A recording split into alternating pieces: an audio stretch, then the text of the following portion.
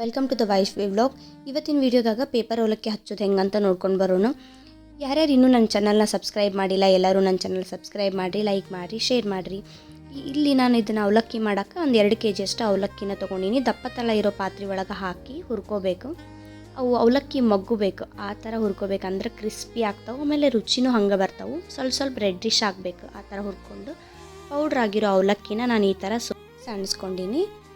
Next ಒಂದು ಪಾತ್ರೆಗೆ ಎಣ್ಣೆ ಹಾಕಿ, ಎಣ್ಣೆ ಕಾದ್ಮೇಲೆ ಶೇಂಗಾ ಹಾಕಬೇಕು. ನಾನಿಲ್ಲಿ ಪುಟಾಣಿ ಹಾಕಿಲ್ಲ, ನಮ್ಮ ಮನೆಯೊಳಗೆ ಪುಟಾಣಿ ತಿನ್ನಂಗಿಲ್ಲ ಅಂಥೇಳಿ. ನೀವು ಪುಟಾಣಿ ಬೇಕಂದ್ರೆ ಪುಟಾಣಿ ಆ್ಯಡ್ ಮಾಡ್ಕೋಬೋದು. ಶೇಂಗಾನ ಎಣ್ಣೆ ಒಳಗೆ ಕರ್ಕೋಬೇಕು ರೆಡ್ ಆಗೋ ಥರ.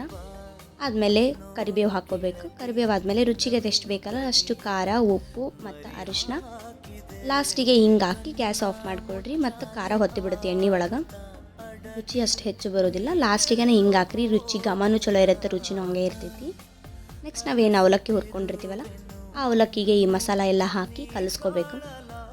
ಎಲ್ಲರ ಮನೆಯೊಳಗೂ ಈ ರೆಸಿಪಿ ಟೀ ಟೈಮ್ ಸ್ನ್ಯಾಕ್ಸ್ ಅಂತಲೇ ಹೇಳ್ಬೋದು. ನಮ್ಮ ಮನೆಯೊಳಗೂ ಅಷ್ಟೇ ಟೀ ಟೈಮಿಗೆ ಇವು ಅವಲಕ್ಕಿ ಬೇಕೇ ಬೇಕು. ನೆಕ್ಸ್ಟ್ ಲಾಸ್ಟಿಗೆ ಹಿಂಗೆಲ್ಲ ಕಲಸಿದ ಮೇಲೆ ಲಾಸ್ಟ್ ಒಂದು ಸ್ವಲ್ಪ ಸಕ್ಕರೆ ಪುಡಿ ಉದುರಿಸಿ ಕಲಸಿದ್ರೆ ರೆಡಿ ಆಗ್ತಾವೆ ಅವಲಕ್ಕಿ. ಒಂದು ಸ್ವಲ್ಪ ಸಿಹಿ ಇದ್ರೇ ಚಲೋ ಅನಿಸುತ್ತೆ. ಸ್ವಲ್ಪ ನಿಮ್ಗೆ ರುಚಿಗೆ ತಕ್ಕಷ್ಟು ಅಷ್ಟೇ ಉದುರಿಸ್ಕೊಂಡು ಕಲಸಿದ್ರೆ ಅವಲಕ್ಕಿ ರೆಡಿ ಆಗ್ತಾವೆ. ಒಂದು ಸತಿ ಟ್ರೈ ಮಾಡಿರಿ.